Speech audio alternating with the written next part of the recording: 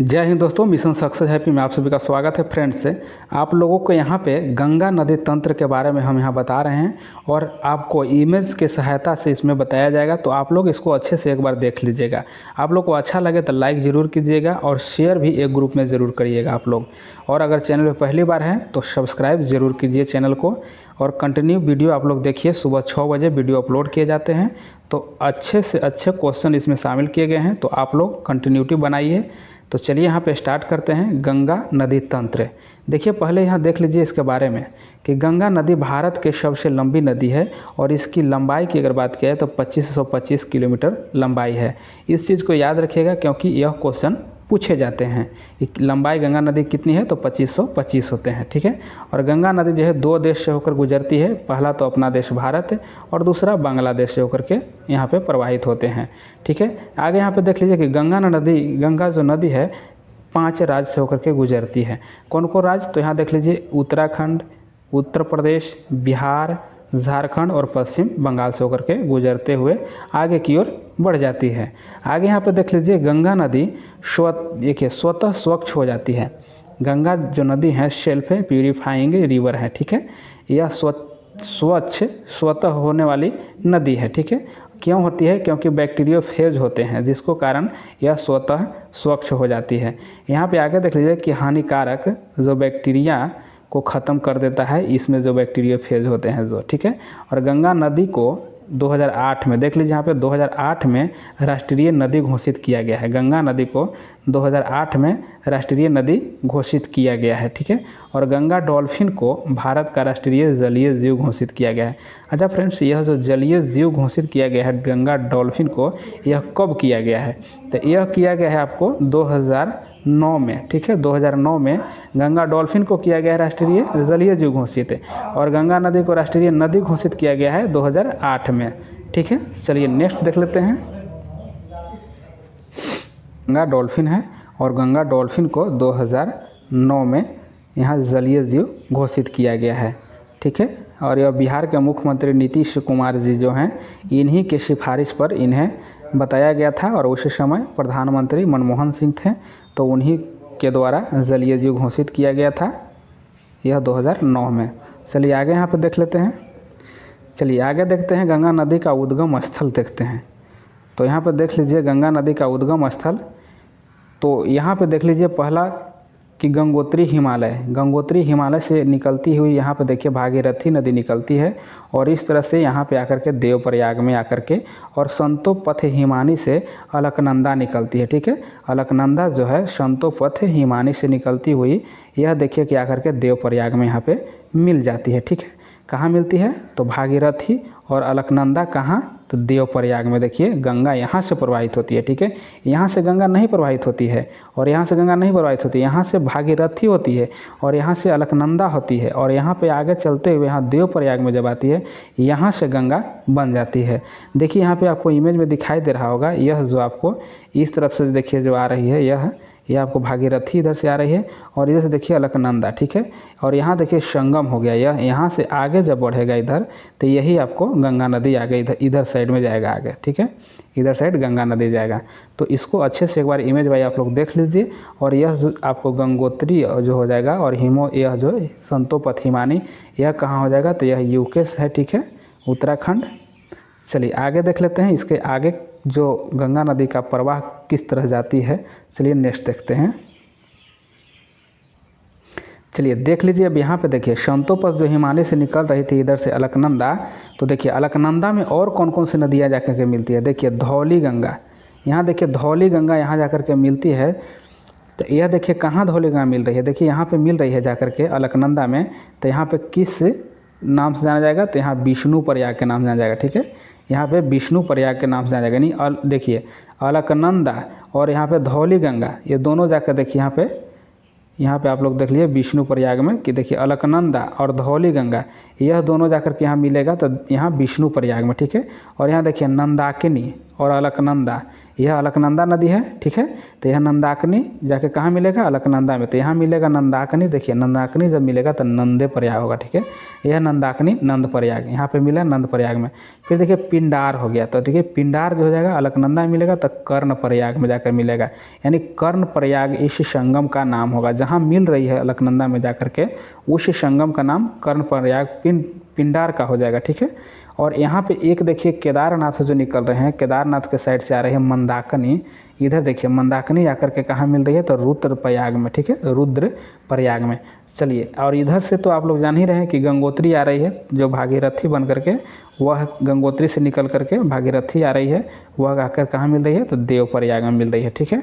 अब यहाँ पे एक बार देख लीजिए एक नज़र में, जो देव प्रयाग में मिल रहा है तो कौन, अलकनंदा प्लस भागीरथी, अलकनंदा और भागीरथी जो हो जाएगा देव प्रयाग में। यह चीज़ पूछे जाते हैं, तो इसको आप लोग अच्छे से एक बार ज़रूर देखते जाइए।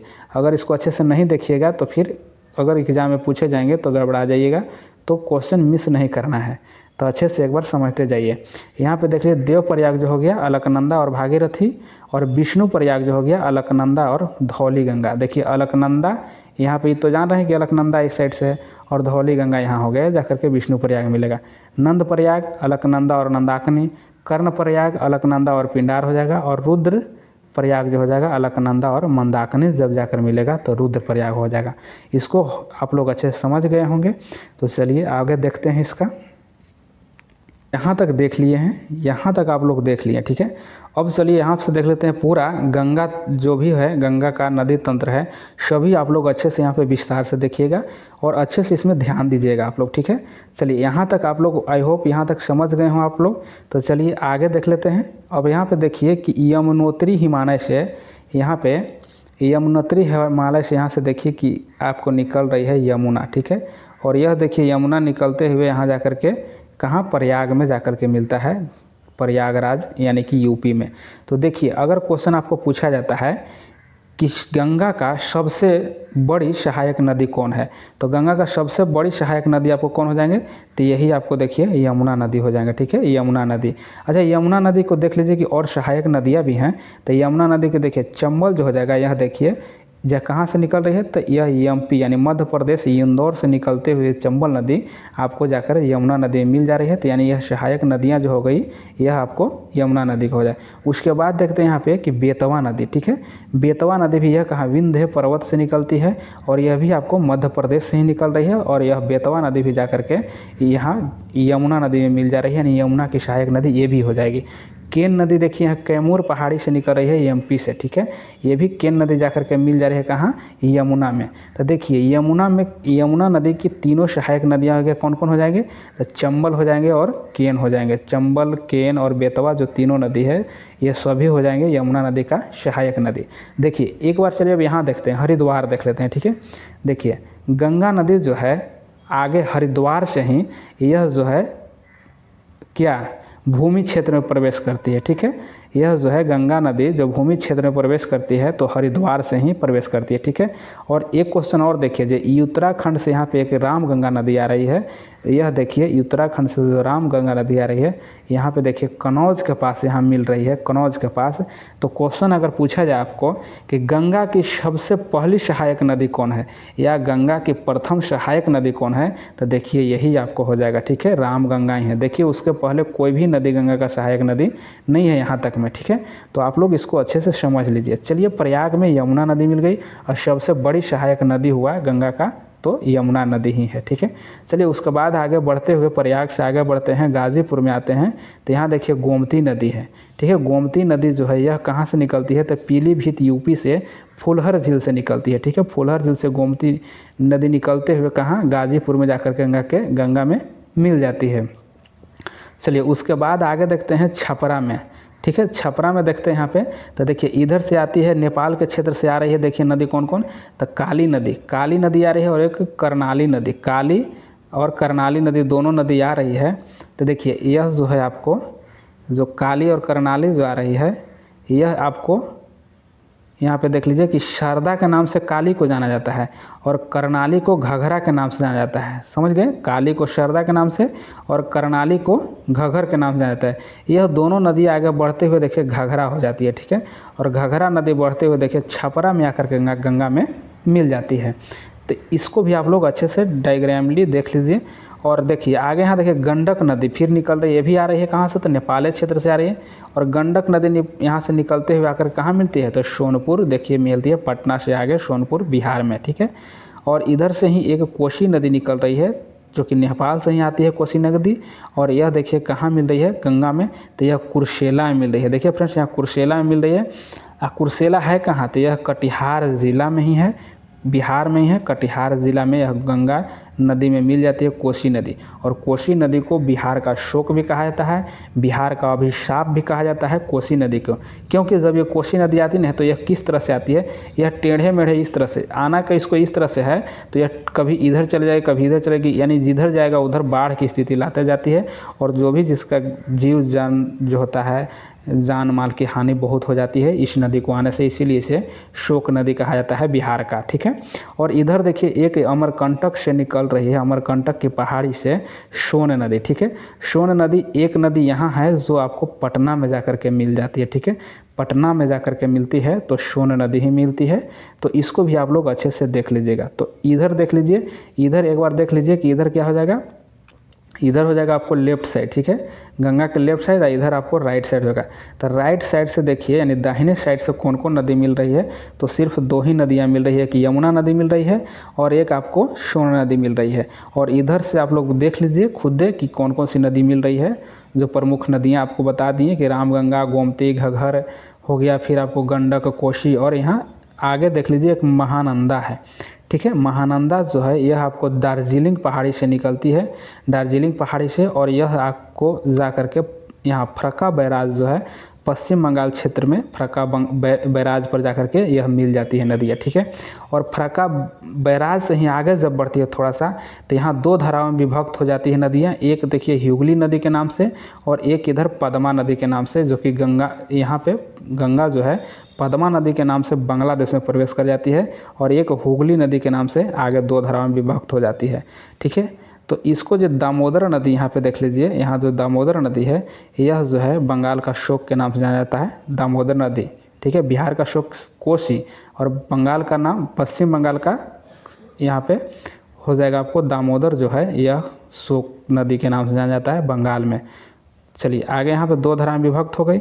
और देखिए पद्मा के नाम से जाना जाता है, यह कहाँ क्वेश्चन पूछा जाता है कि गंगा नदी को बांग्लादेश में किस नाम से जाना जाता है, तो पद्मा नाम से जानी जाती है, ठीक है। चलिए आगे देख लेते हैं इसकी ओर। यह पद्मा आई इधर से, ठीक है, यह गंगा ही नदी है, लेकिन यहाँ पद्मा, यह बांग्लादेश की अब चल रहे हैं हम लोग, बांग्लादेश में यह प्रवेश कर गए, ठीक है। तो बांग्लादेश में यहाँ पे अब हम लोग स्टार्ट हैं।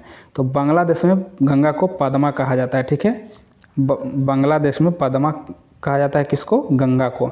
यह जो जमुना जो आपको दिख रही है, यह जमुना किसको, तो ब्रह्मपुत्र को, ठीक है, ब्रह्मपुत्र को, ब्रह्मपुत्र नदी को यहाँ पे देखिए कि जमुना के नाम से जाना जाता है। ब्रह्मपुत्र को याद रखिएगा, ब्रह्मपुत्र को बांग्लादेश में जमुना के नाम से, और गंगा को पद्मा के नाम से।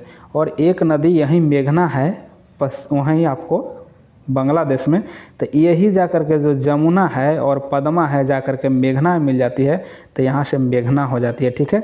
यहाँ से मेघना हो जाती है, और मेघना यहाँ पे बन करके आगे जा कर के समुद्र में जा कर के मिल जाती है, जहाँ पे बहुत बड़ा एक डेल्टा का निर्माण होता है, जिसको सुंदरवन डेल्टा कहते हैं, सुंदरवन डेल्टा कहते हैं।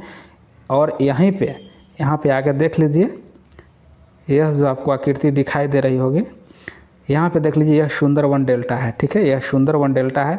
और यहाँ पे एक सुंदरी वृक्ष होते हैं, जिसको सुंदरी वृक्ष के कारण ही यहाँ पे सुंदरवन डेल्टा नाम पड़ा है। तो यहाँ पे देख लीजिए डेल्टा क्या है, एक बार इसको समझ लीजिए कि डेल्टा क्या होता है।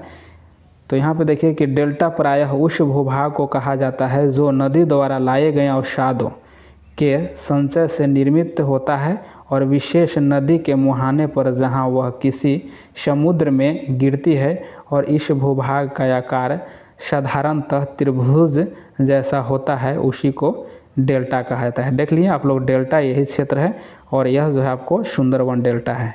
इसको अच्छे से आप लोग समझ लिए होंगे। तो चलिए इस सेशन को आप लोग लाइक ज़रूर कर दीजिए, और एक ग्रुप में शेयर भी आप लोग ज़रूर कीजिएगा। तो चलिए यहाँ पे समाप्त करते हैं। अच्छा लगा हो तो कमेंट कीजिएगा कि अच्छा लगा है, तो नेक्स्ट इसी तरह से लाया जाएगा। तो चलिए इसको समाप्त करते हैं।